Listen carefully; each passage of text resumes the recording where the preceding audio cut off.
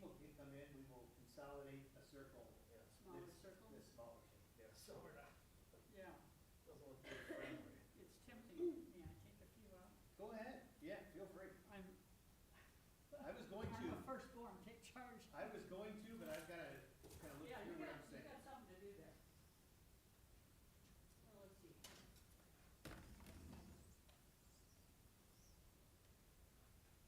Oh, look at it. See, that's good, you start doing that. Yeah. I didn't see a big crowd in dinner, No.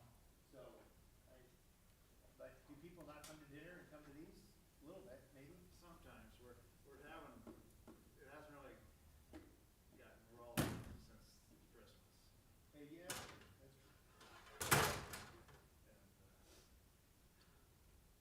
I mean, it was only today that your thing was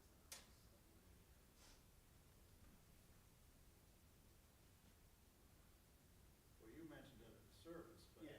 but not, then an email came out today, which, Yeah. Oh, I thought we were standing room only. Oh my goodness. I kind of thought so too, but It you know. should be. Sign of the times, I guess.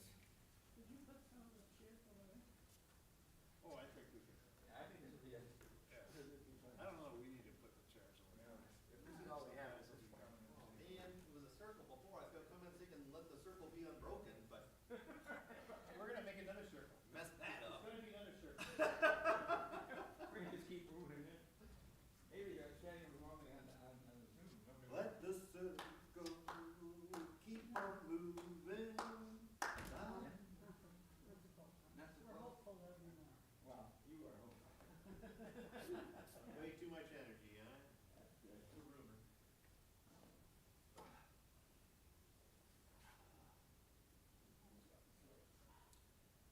We know a few other people. Steve?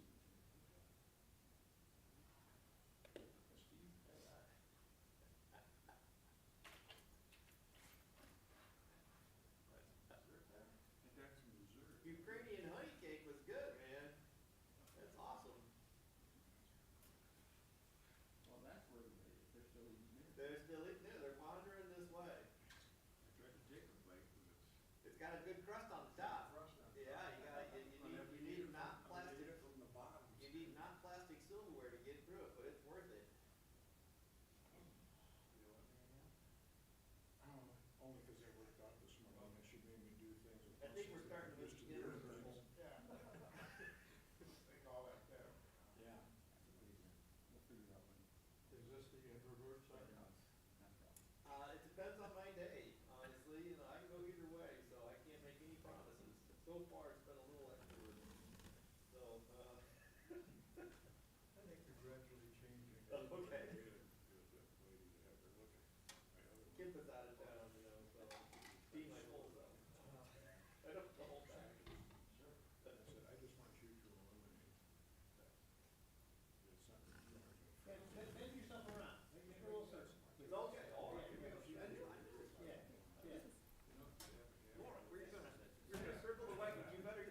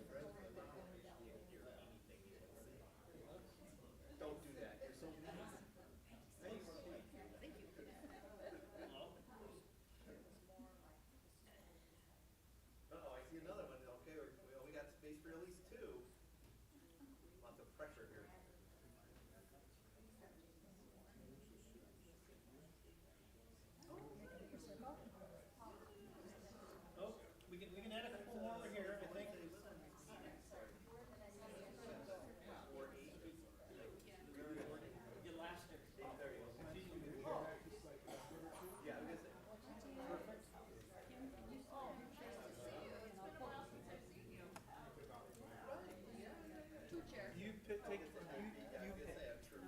Oh, you're here, so you're good to go.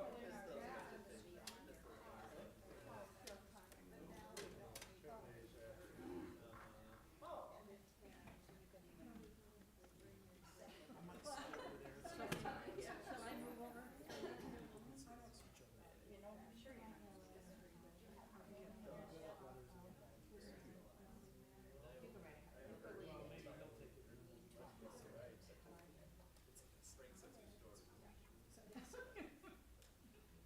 We could all take that.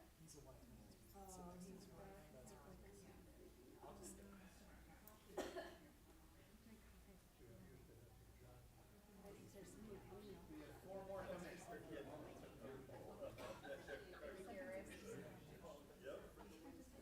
Yeah, you only need to move back a little bit, and then after that, 4 more. You ladies mind scooching some more?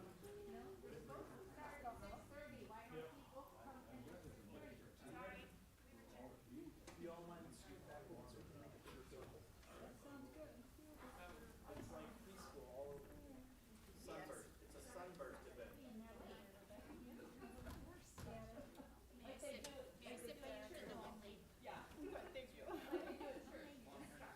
That's the opening hymn is for. I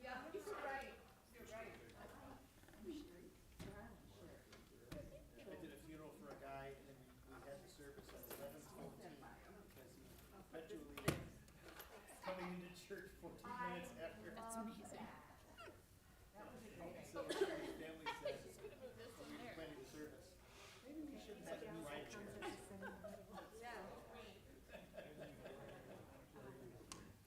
Wow, that was illuminating. Yeah. You said something about a sunburst. I did. Focus to be. Set your intention.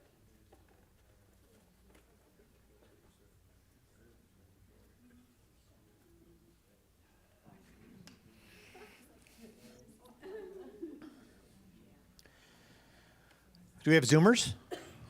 Do we? Okay. That means I have to use the microphone, right? Because we have Zoomers. Welcome, everybody. Got a lot to go over tonight, but I want to start with a prayer and a poem, as I am wont to do.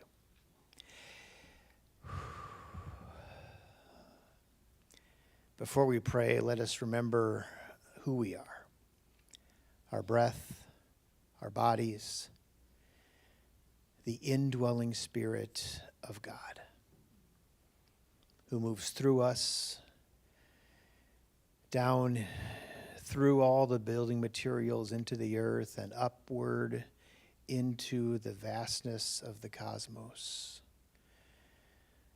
We are connected. We are sons and daughters, children of God. Remembering that, may God's Spirit be upon us with the wisdom to listen and understand, to feel, to think, and to hope for what the future of this gathered community can be. In your sight, in your dream, may we follow in your way. In Jesus' name we pray. Amen. I read this on Sunday. It's one of my favorite things. I'm going to read it every Wednesday for the next time because I think it tells us about change, right, and transition. Rumi starts his poem with, "This being human is a guest house." Right? We are spiritual beings. See, that's how he starts, right? This being human is a guest house, and every morning a new arrival. A joy, a depression, a meanness, some momentary awareness comes as an unexpected visitor. Welcome and entertain them all. Even if they're a crowd of sorrows who violently sweep your house empty of its furniture, still treat each guest honorably. They may be clearing you out for some new delight. That's what change does. Sometimes we don't want it, but there it is. And it may be clearing us out for something else, something new. He continues, the dark thought, the shame, the malice, meet them at the door laughing and invite them in. Be grateful for whoever comes because each has been sent as a guide from the beyond.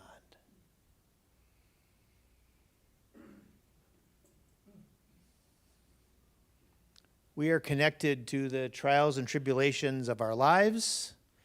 And if you're a member of Meetinghouse Church, you're connected to the trials and tribulations of Meetinghouse Church. And sometimes a guest will come and wipe you clean. And it's okay. Greet each guest honorably. Learn from all that happens and is. So, one of the things that I was tasked to do in this world, come into the circle, Elaine. There's one right here. You can sit right up here with me if you want.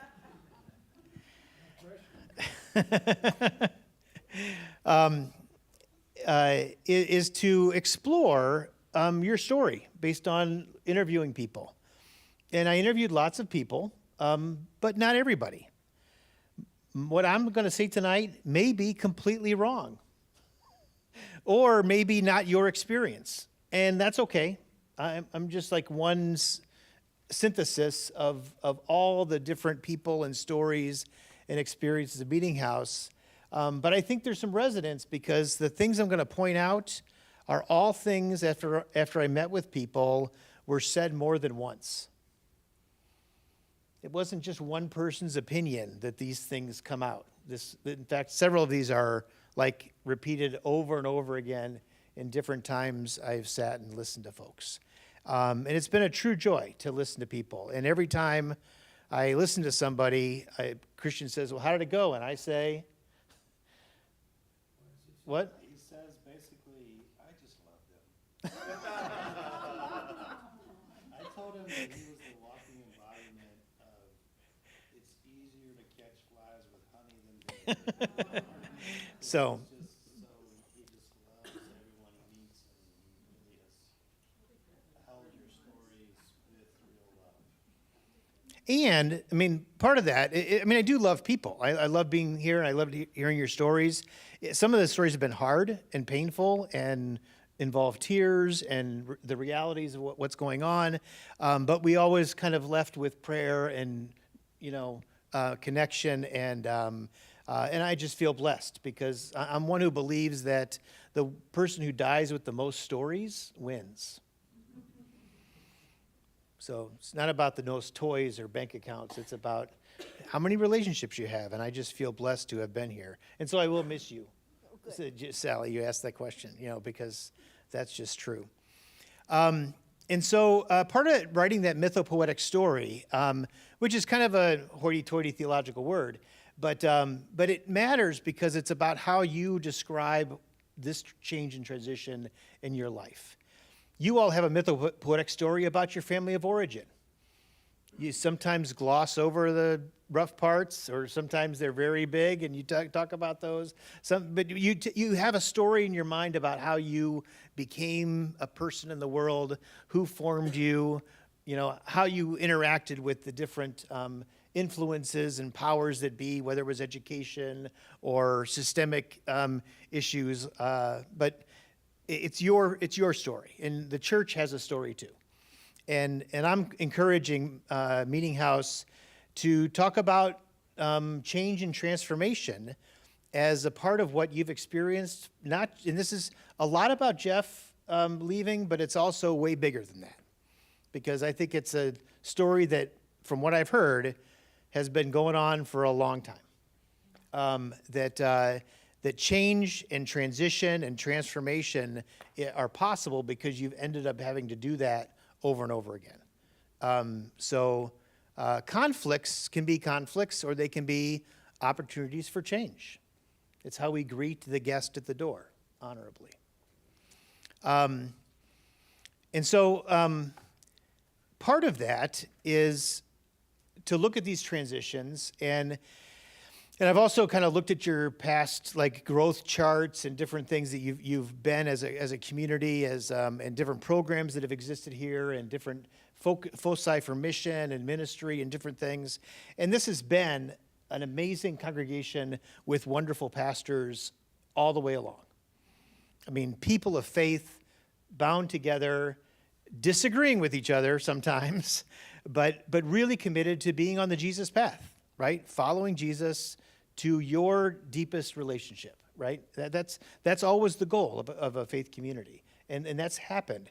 And each of the pastors have done that ministry in different but very powerful ways. And people have had these very deep connections in your stories with different folks who've served in that pastoral role. What I've also noticed, and I believe is true, and again, you can disagree with this, is that the endings, the transitions, have never been positive. They've either been benign or bad. And that story needs to change. You need to think about writing a new chapter of your story about how you do transitions and how you say hello to people, bring people in, and how you transition people away. And if you incorporate those good transitions, I think it's going to tell a different story about who Meetinghouse is. And I think it'll keep you more focused on the thing that you really want to do, which is follow Jesus. Yeah. So that's the goal, right? So be thinking about that idea of doing these kind of ritual experiences. And it's not just pastors. It's when beloved people transition from being moderator or, in those lay people roles. I'm going to try to model a transition of leaving in the next 2 weeks here, so you can kind of see, that's kind of how that happens. I'm going to say that and I'm going to mean it very much, that I'm sorry for times I didn't listen well or made mistakes along the way, and you're going to be asked to say you're sorry to me for, the times that we didn't connect and those kind of stuff. And we're going to do that publicly, because that kind of vulnerability, forgiveness is essential to do good transitions well. And I want that for you. I want you to be able to do that every step of the way. The search committee is meeting later on tonight. I was talking to them a few weeks ago, and if something horrible happens and they have a failed search, they have a final candidate, and that candidate chooses not to come, y'all need to be responsive to their need to be held in that moment, because it's devastating for a search committee when that happens.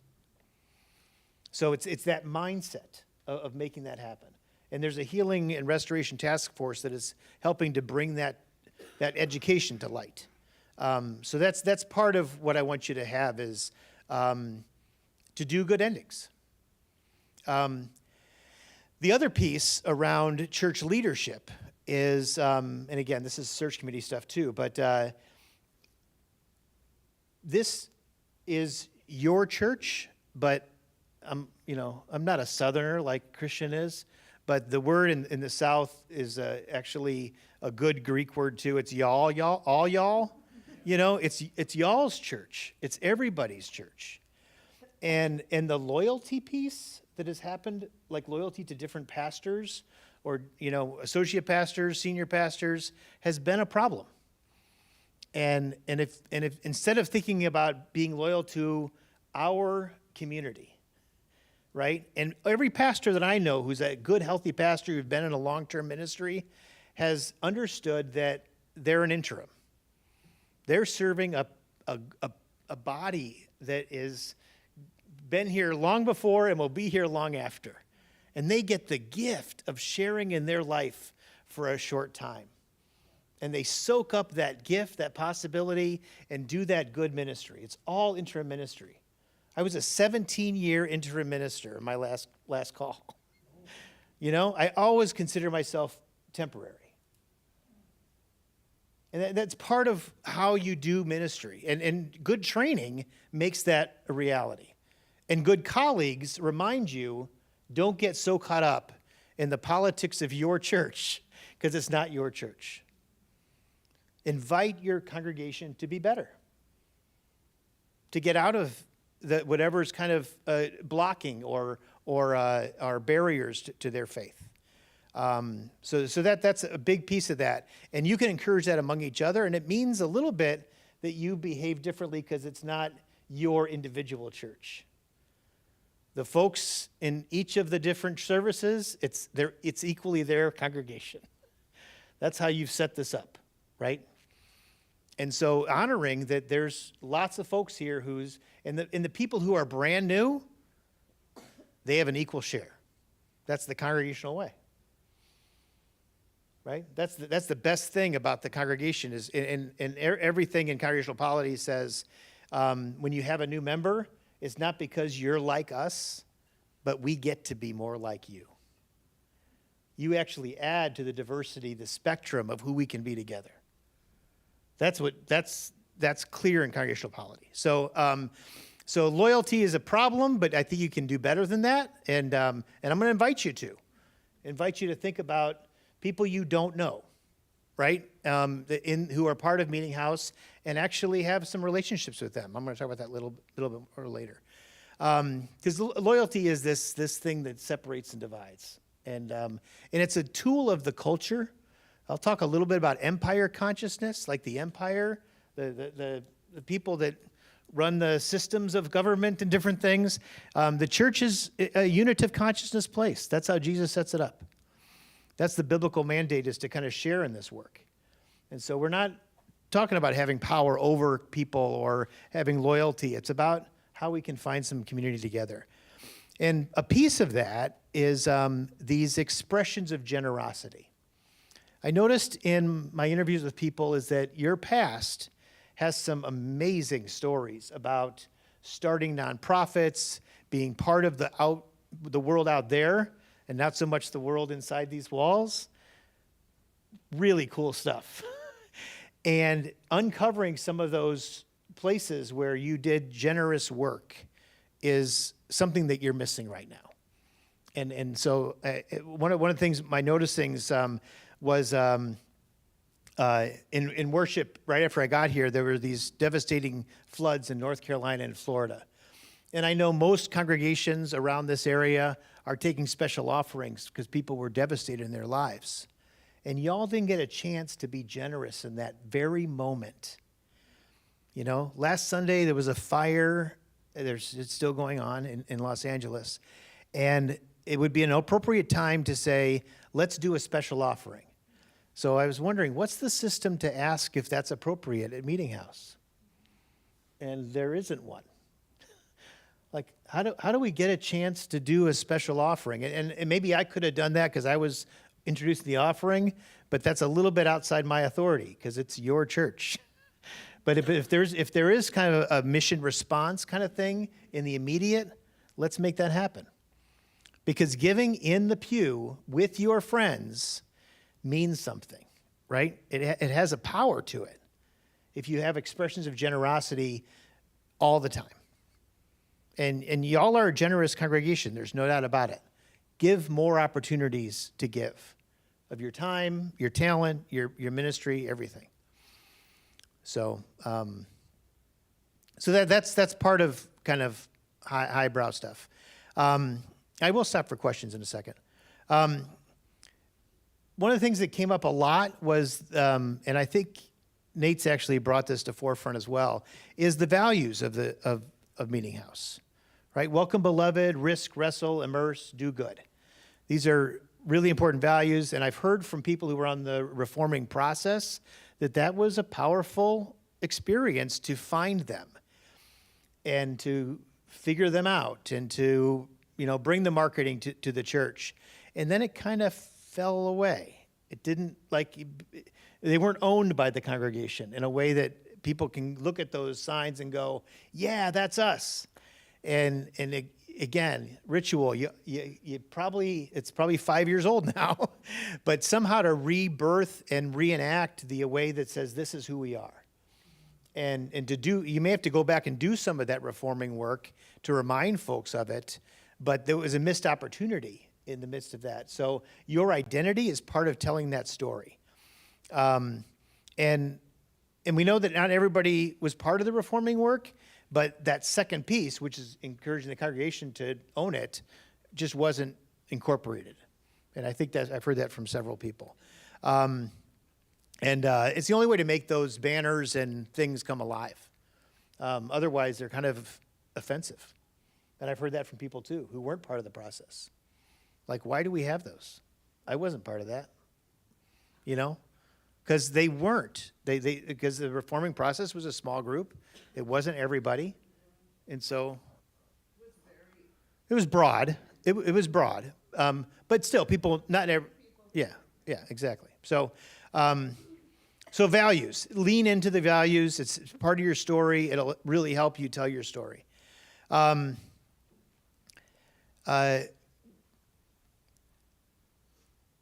Most everyone in this process has been wounded at some point.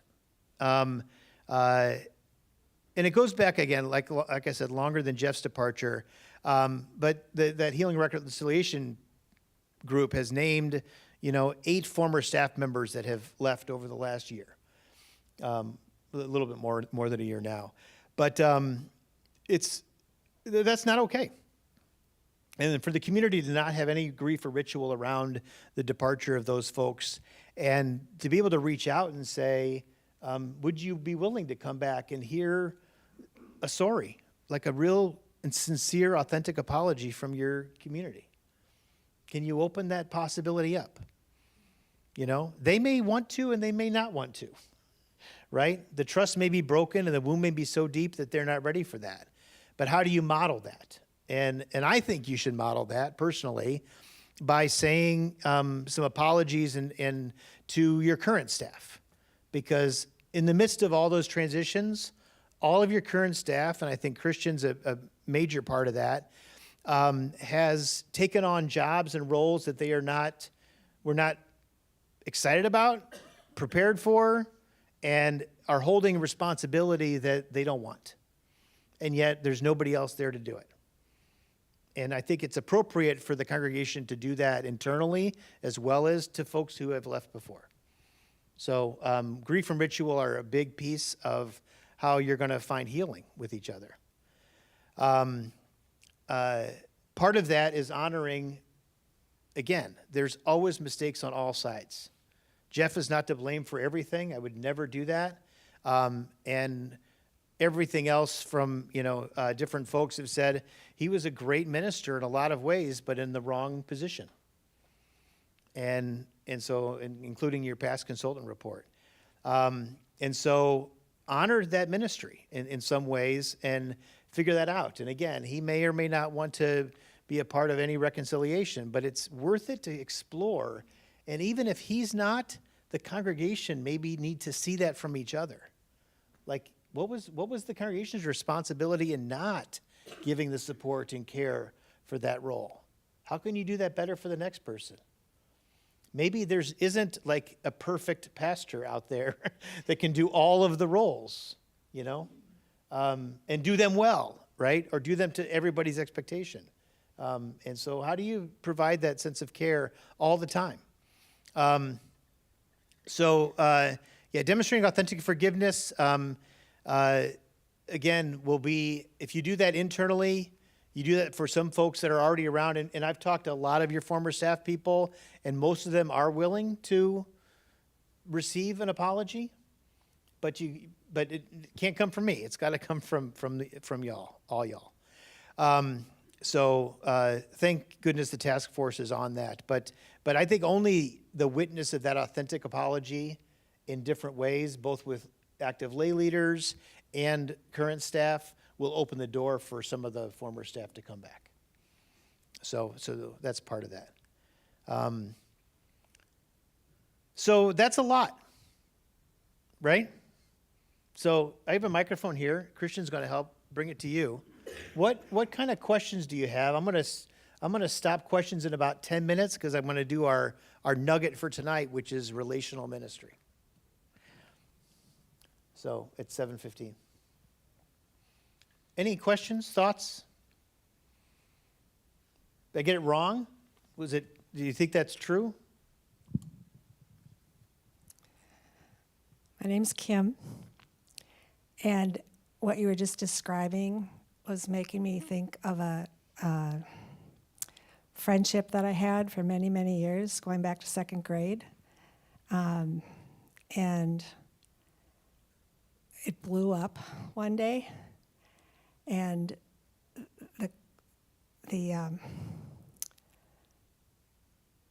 I don't want to get into the exact details of what was said, but it was over a wedding shower, twice, two different decades, and I remember saying, I feel again like I can't meet your expectations.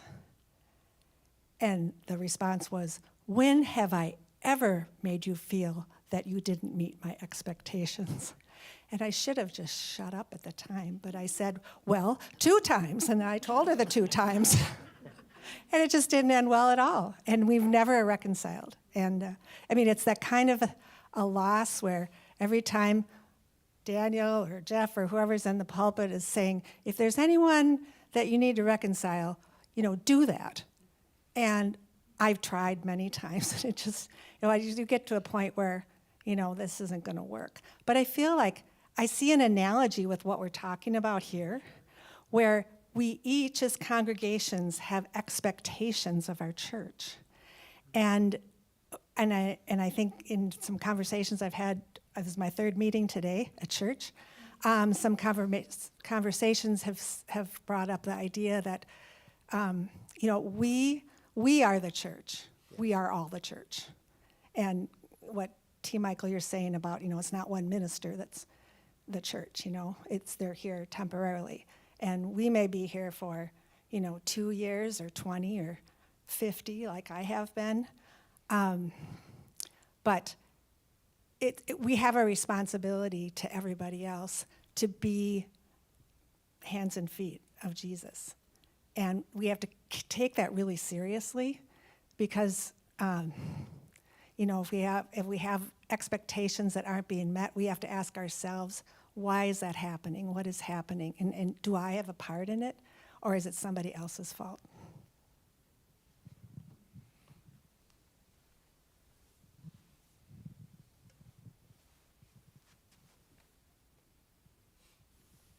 Yes. Thank you. Yeah, go ahead. Thank you.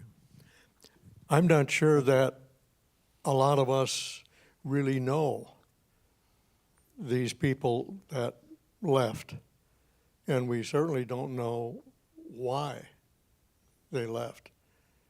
We observed that we no longer saw the people.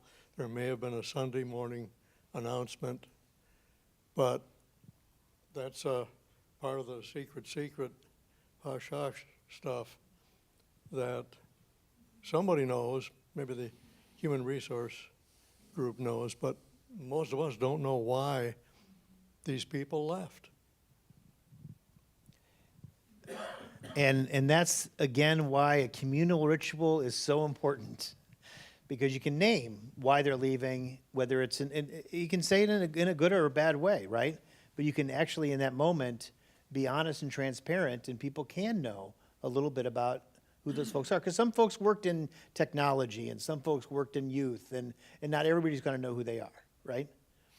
But to know that when a youth person leaves, your kids are sad. And you all have responsibility as a community to hold that. And a communal ritual allows you the opportunity to make that happen.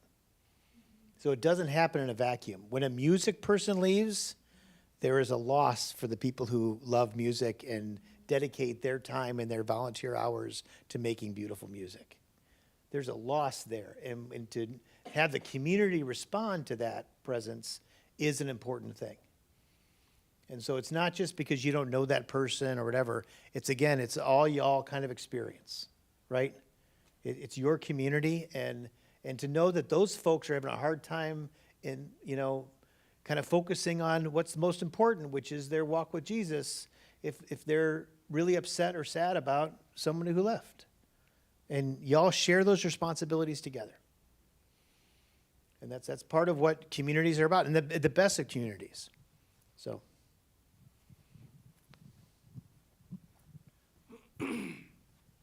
First of all, just thank you so much for all this, T. Michael. This has been thank you for your time with the church. It's been very nice knowing and getting to know you and spending Wednesdays and Sundays with you. A question I have is, when thinking of those transitions as you identified as either benign or negative, what is it, if you could speak to within your synthesis, that leads to those sorts of benign or negative transitions? And if there is any output in that regard, does it speak to how to best manage any of those reconciliatory, how do we turn those transitions into positive transitions? How do we do it in a way so it doesn't blow up? Because my concern is that it's the benign or the negative transitions as you identified them is driven by a fear. Yep. A fear of, crap, this could go really badly. Yep. And it could do irreparable harm. And maybe it's a founded fear. Maybe it's unfounded. But so my question is, what do you think it comes from, and how do we move forward to make positive transitions? well, this is not just true of Meetinghouse, by the way. This is churches all over, been in a lot of communities, is that fear does take hold, and it's individual fear because we're not connected about what could happen. And if you lean into the love of the community, you'll be able to do that ritual in a way that not just creates the possibility of relationship, but puts good boundaries around the person. So that's part of what, again, I'm going to model on the next few Sundays, is part of my farewell message is going to be about the boundaries that go with the farewell, and to name those in the midst of that community response. So it's a combination of the forgiveness, raw feeling, vulnerability, but also, okay, now that we've done that, there's going to be a break, and this is what I'm going to bound you to do, and this is what the church is going to bound you to do. And so it's kind of a both and of that, and that's what good ritual, I think, does, is it presents both what happened and how we move forward together, and separate, right? So, I mean, I'm a child of divorce. My parents divorced when I was 16, and I thought it was fun to write a project when I was in seminary about rituals for divorcing. And so I have a little tome, little book with rituals for people to end a relationship. It's been used all over the country. It's so wild that people need that acknowledgement of what happened and how we're going to move forward together in a communal way. Like, let's bring our family and friends together, just like at the wedding. Maybe not that many, but end well, And then Gwyneth Paltrow did conscious uncoupling. I'm like, you stole my idea. But it's really helpful resource to kind of think of, and that's kind of what ritual does. It says, yeah, this relationship is now ending. How do we do that the best way possible for everybody involved? And the people who always comment are the kids who say, thank you for naming kind of how we do this. So, but yeah. Well, to take up on your idea of some sort of reconciliation with people who've already left. I mean, I believe we did that with the Rounders many, many years ago, and we tried to do that a couple of years ago with the hard feelings resulting from the name change. Mm-hmm. And some people were quite interested and others wouldn't touch it. Yep. So, and as mentioned, a lot of people, in fact, most people don't know all the details of why people left. And I don't think, and so how do you, the church can apologize and express regret at how it came to that, but can you do that without getting into the details, which I don't think you want to do, because you don't want to litigate. We can feel very regretful that this went sour, it wasn't Yes. a good transition, but asking either side to say that the whole thing was wrong is not accurate. So what do you say? I'm sorry. In general terms, I'm very sorry that you felt you couldn't work here anymore and that you moved on. I know you probably didn't feel the support you got, and that there were plus people in either camps, but what do you say beyond that? You can't say, you know, I know you left because of A, B, and C, and I understand A, but I think B and C are wrong. You're right. The details are not necessary. It's authentic relationship is necessary. Like, we're sorry that we didn't behave in the way that was most life-giving for you. And you were hurt in the process. Our behaviors hurt you, and we're sorry. You don't have to get any more detailed than that. Right? It's just not necessary. And if people are able to hear that in that authentic way, it's possible. Because it's not about litigating the past, right? It's about acknowledging that there's wounds in the past and how to move forward. And I've heard from a couple of people I interviewed that the quote was, one of my favorite Sundays in the life of Meetinghouse Church was when Reverend Fisher did the reconciliation for Arthur. Because it was an authentic moment. And I tried to find some of the words for that. I couldn't find any recording of it on paper. But what I wonder, because Arthur was still around when I came to Minnesota, and I knew he was still around here too, is was the boundary piece part of it, or was it just the healing piece? You know, because it was important for people. People said it was the best Sunday in their whole life at Meetinghouse. These are 40-year members, right, who've been around a long time. And like somehow that stood out as this unique moment in the life. And so, yeah, so. As to how the relationship ended. And so I think it was a very sincere and well-received reconciliation attempts. I don't think there was much boundary setting, or I'll have to say I don't think there was enough boundary setting, but the reconciliation was successful. Yeah, I agree with you, he talked about it too. I mean, that's one of the stories that Arthur used to tell in clergy circles. Those are kind of, I think these are all doable things. It acknowledges that Meetinghouse it's a good place to be. You're full of these amazing people. And stories. But one of the big pieces, and I'm going to do a different one every Wednesday. This week I'm going to do about relational ministry as a key to your success. Next week I'm going to open up the possibility of exploring denominational work. And then the third Wednesday I'm going to talk about what Meetinghouse could look like in 20 years. Like dream for the future. So that's the next 3 Wednesdays. So I'll start with this overview a little bit.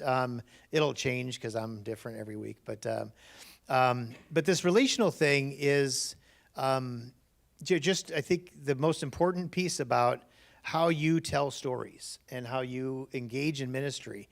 And I met with the Wednesday women this morning. It was really fun. It was very exciting.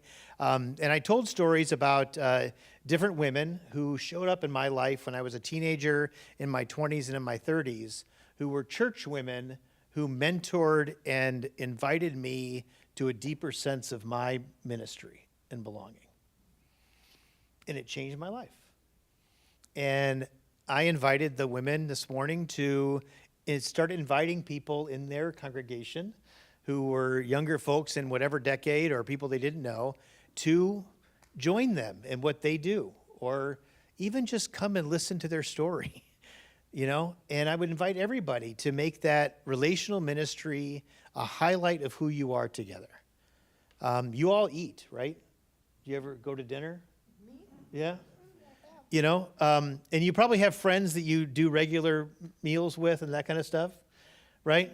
Think about inviting somebody you haven't done that before with, right? One of the magic pieces of the church growth that I was part of for a lot of years was I had a dozen families that if there was a new family in church, they got invited to a home-cooked dinner at their house within weeks of their showing up in church. And it made all the difference. The new members didn't come because I was the pastor. It's because they had a relationship, right? Visitors had a relationship almost immediately, all the time.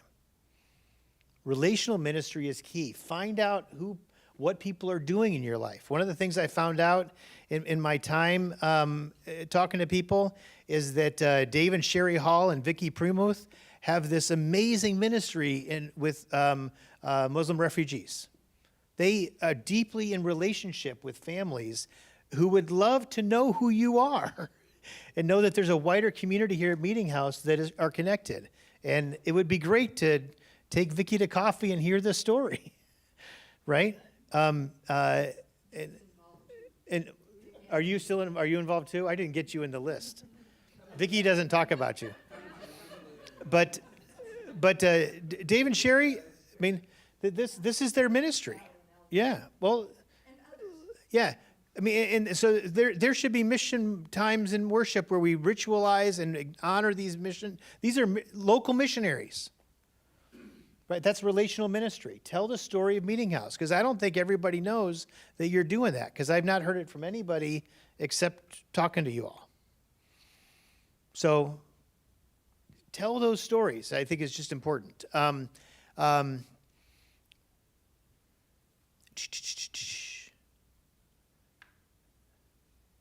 Oh, yeah. Part of that is being invited to a deeper faith walk, right? And it's hard in the midst of this ministry stuff to know kind of what to preach on or what to do in liturgy stuff.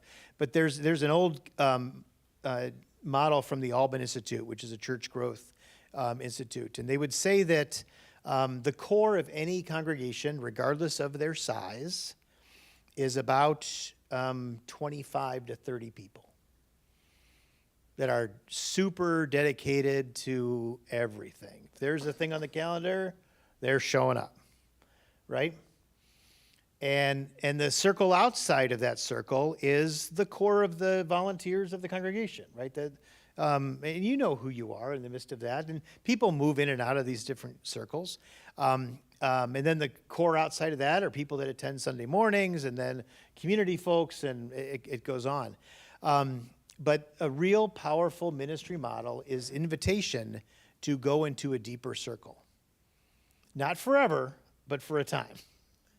You know, come and join us in this circle for a time.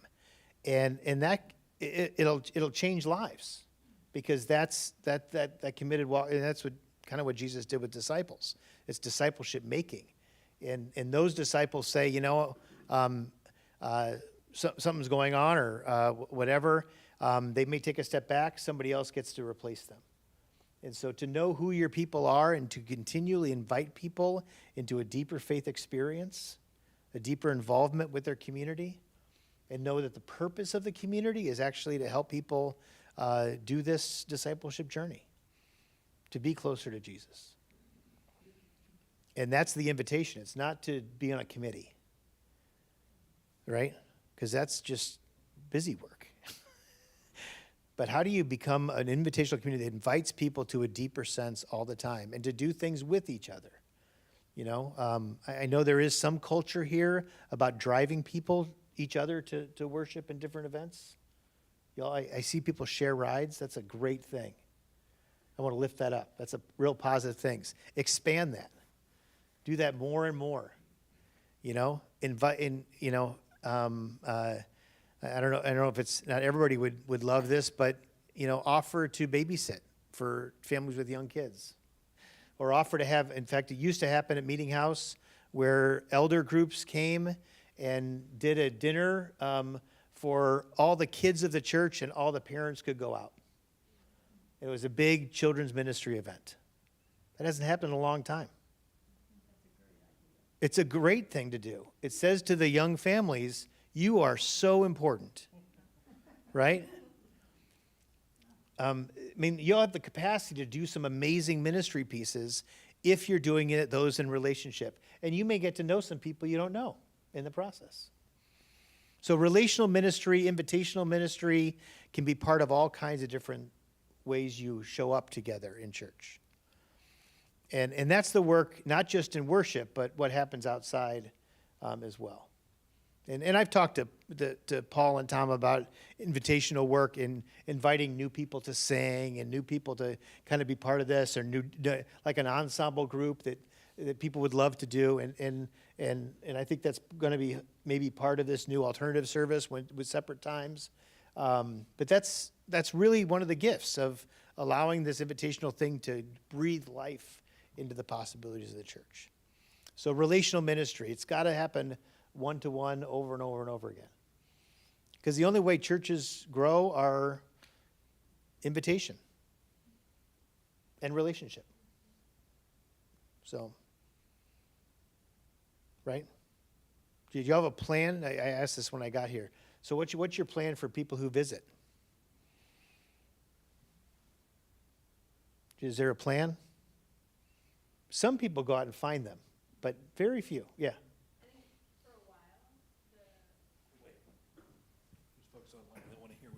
Yeah. I think the families were pretty good at finding when there was a new family. Yeah. And usually someone would tap me and say, hey, that's a new family. And we had this great opening that we have a family group that we're trying to like resuscitate a little bit. We're going to try to start meeting again in February. But that was a super easy way to say, hey, you're new. So glad you're here. By the way, there's this cool group that meets once a month where parents just talk and the kids play, and it's like super great. Would you like to come? And almost everyone I asked said yes. Yeah. And they'd keep coming.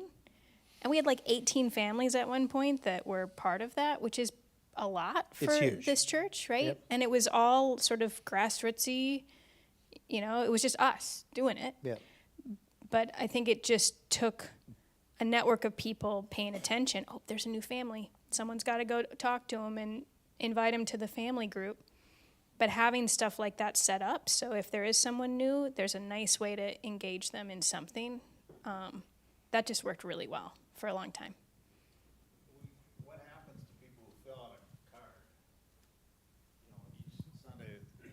Each Sunday it's mentioned there are these cards in the pews. And what happens when somebody says, I'm new, a visitor? Do they go, how does that work? Typically, they would get a reach out from a pastor if they ask to talk to a pastor, and if they don't ask to talk to a pastor, then they'll hear from an associate in the office or a deacon, and you start a conversation from there. Basically, is kind of the way it starts. But I've never seen, before I was in this position, I was never introduced to any kind of layout plan for what you're supposed to do, how you're supposed to do it, et cetera. So I'm sure there has been, but I just simply, it wasn't a part of my experience. Well, as a 53-year member of this church, I can tell you this was probably 30 years ago that we did this. We always had the friendship pad in the pew. And every Monday morning there would be about 7 or 8 of us who would meet, and we would call every single person that listed that name on those friendship pads. I now go to a church in Scottsdale, Arizona for February, March, and April. And it's a Presbyterian church, and it's probably 1,000 members. My parents were charter members of this church, and they still have a friendship pad. And I know when I have signed it, because I'm not a member there, but I have started an organization down there like Giving Voice called Sing for Life in that church. And today I had 3 things come over my email from that Pinnacle Presbyterian Church down in Scottsdale, Arizona. And so they're constantly keeping you in touch. And I think that is really important. So.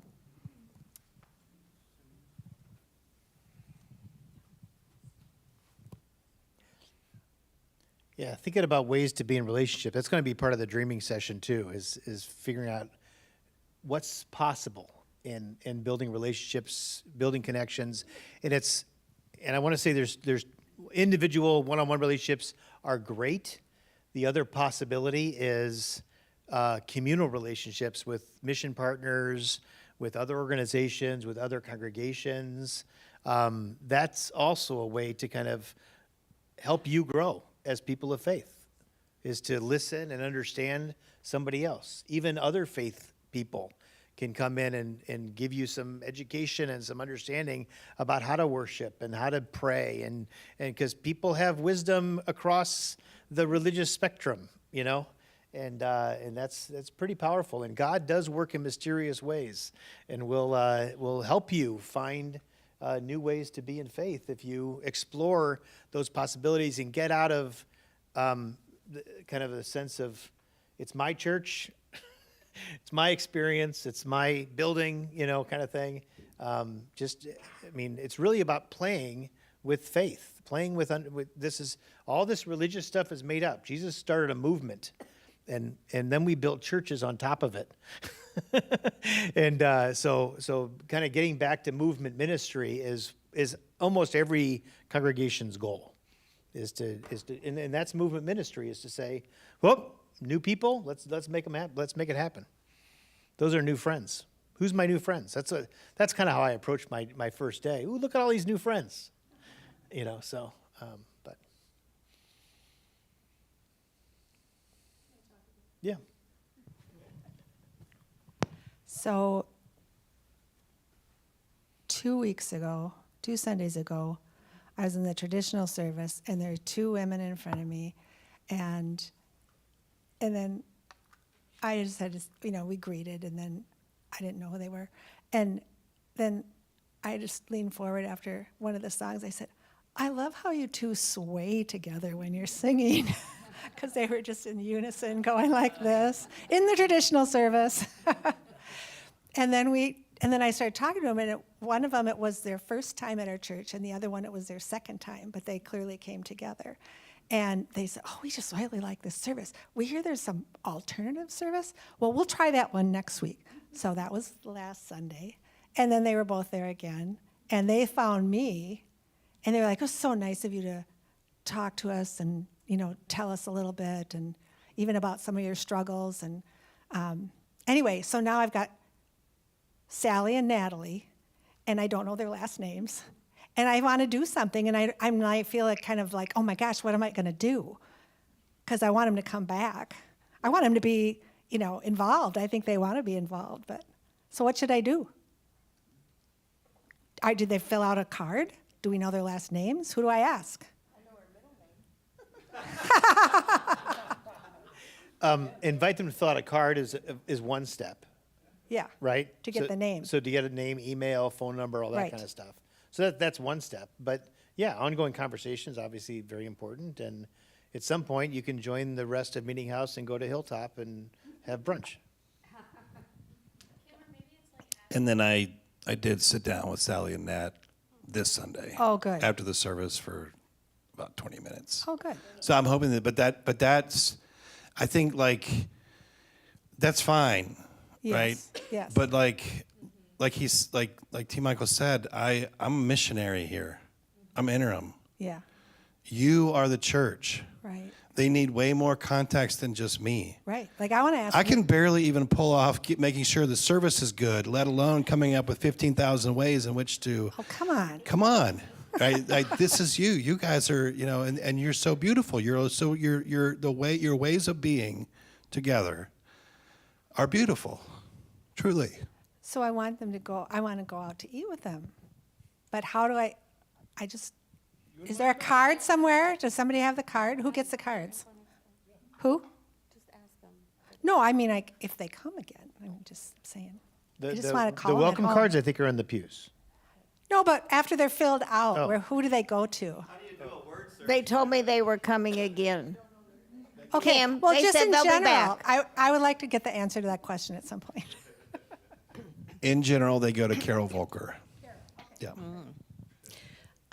So there are individual outreach like you're talking about, but then there is also a need for some kind of a collective mechanism or leadership to make this sustainable and ongoing. And the last time I think we had a minister of congregational life, it was Danielle Jones, and we had dinner with 9. We had small groups, grow and serve groups. We had many vehicles like that helped us to connect with each other, and particularly across the divides in our congregation, because they would bring us all together. So we need both individual outreach, but we also need some kind of facilitation. And part of the thing is we've lost people like Michelle Stinky, who was a, connections person. So A couple of weeks ago, we were sitting about 4 rows from the back, and when it came time to pass the peace, there was a young person, I'm guessing maybe 16, 17, who identified as Micah, but I could tell this was a young girl. And so I talked with her and tried to welcome her during Pass the Peace. And after church, I just heard in my spirit, turn around and ask her if you could give her a hug. And we talked about her on the way home, and I told her I said, I'll be looking for you next week. And we were planning on taking her out to lunch, but we haven't seen her coming back yet. So for me, I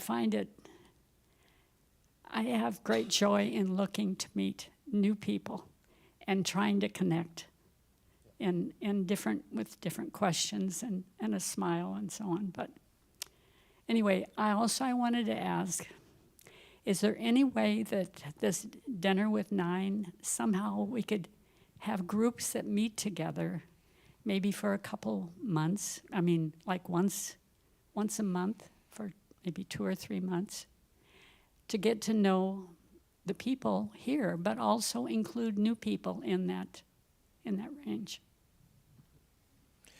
Yeah, you can do anything you want to do. That's the beauty, right? Anything you feel inspired to do, you can make happen, and it doesn't have to be a staff person. I mean, I've talked about this with staff folks. I think as beautiful and talented as your staff has been over the years and different gifts they've brought, those are, in a lot of congregations, those jobs are done by volunteers. So you can do all that stuff, and you may have staff people that will help you do that or facilitate that work. But there's it's part of that's part of the cultural thing of being in a bigger church or wealthier churches. We'll hire people to do that for us and to organize us. But y'all can do that without that too. So it's a both and, so. I think it would be a big deal if some of the people who were part of the Dinners of Nine, which I don't even know what that is, but I'm assuming it's got food and talk and like that. I love that stuff. And I think a lot of people in my season of life would really appreciate if folks in your season of life would reach out and say, hey, would you like to come to a Dinner of Nine with us?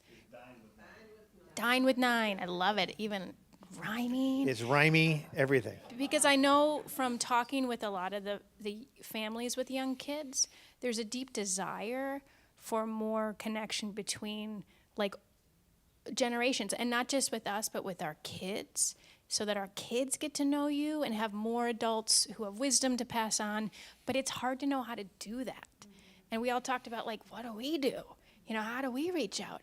And so having that both ways, I think, would go a really long way with, a lot of us would say, absolutely, especially if we can have some way to have our kids, there's always that element of what do we do with our kids? It's hard to engage in some stuff. So if we can think forward with that, it'd be a really nice way to make some connections. And I think it would be very successful. Yep. I'll run. I'm young and spry. I know we're getting out of time, but when we came to our family, and we have 6 kids, came to Meetinghouse in 1984, and we did some church looking around, and then came to this church because we felt the core was following Christ, which was our desire. But I remember saying to people when we had moved from out of state, and I remember saying, there is something from the moment you were born to the moment you die, there is a group for you. There were so many groups. Now we were a much larger congregation. So if there was a visitor, you met someone, you could say, oh, okay, you're 36 and single. There's a singles group here if you would be interested in this. Oh, you are a mom. There's the moms group that meets once a week. I mean, it went on and on and on and on. And a lot of it was from the, we call them committees, boards. I mean, there's been so many different names. But those really, really did work. And then at some point, somehow they got canceled out. But it was really useful because we had so many things in place to help people go to. There were things that we could say, oh, there's this. Oh, there's that. There's this. So some things to look forward to for us to do again because they worked in the past. Go ahead. Do you want to say? Oh, jeez. Well, back to a relational piece, though, is one of the things, and I'm big on ritual, I've said this before, I'm going to end with this, is acknowledging those anniversary times, but also reunion things. So you talk about having 6 kids who grew up here in church. Again, churches your size, one of the things they often do is say, hey, if you were part of the ministry here between 1990 and 1995, come back for this event. And we're going to feed you and check in and pray for you and say, God is still with you. We care about your spiritual life. Let's come back and celebrate and tell stories. Like, that's ritual, right? You go back in the past and bring people forward and say, you still matter in the life of our church. We're here because you were here, right? To do youth group reunions, to do different pieces of ministry. You can make those small groups come alive again, right? And maybe the moms group today meets the moms group from 20 years ago or 30 years ago, and you tell stories. And if you tell stories and listen to each other, I promise you God will be present, right? That's the key to relational ministry as you move forward as a congregation. Okay? There's some bumps in the road because I think you got to do some grief and ritual along the way. But it's not going to derail you. It's actually going to empower you to be more relational with each other because you'll get vulnerable. And one of the pieces I've heard there's some Curcio remnants in the room already, right? Those moments, I think, of sharing honestly and vulnerably and humbly are one of the stories that has gotten lost. If you can get back to that humility, that it's not about you, my life is not about me. If we can kind of say that over and over again, you can be a great church as well. So, and not just limp along and survive through transition, but really thrive. So that's my hope and prayer for you all the time, and we're at our time. If you'll indulge me, I'd like to just circle back a little bit on the reconciliation that you talked about. Yes. I'm not so sure I think it was as good as some do, but I'll stipulate that it was.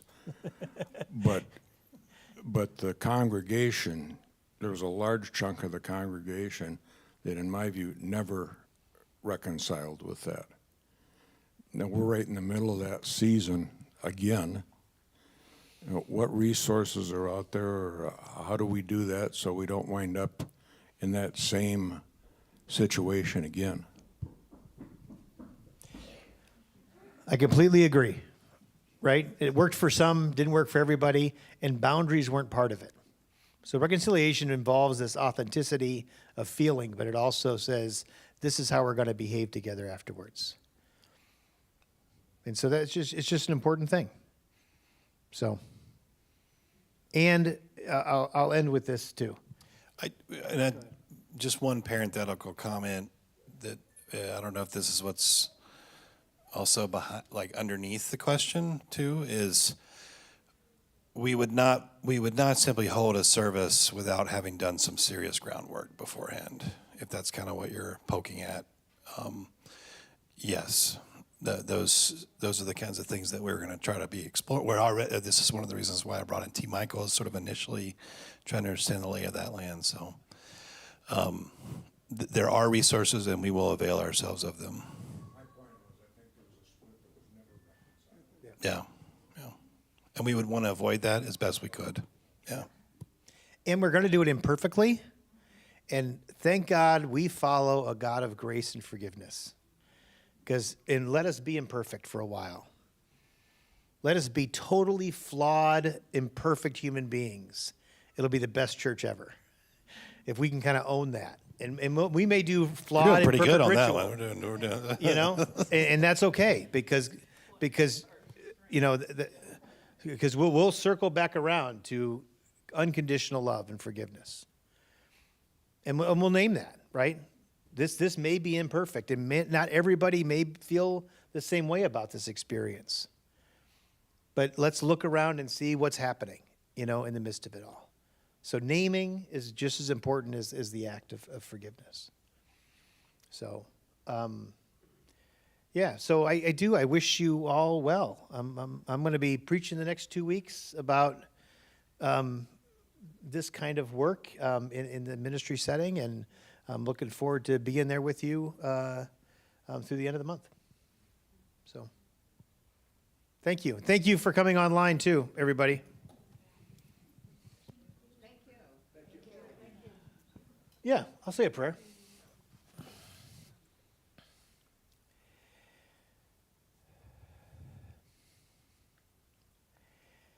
We give you thanks, O God, that you have called us, each one of us, into a faith community that holds and heals and hopes for our journey to become closer to you and your inward dwelling presence.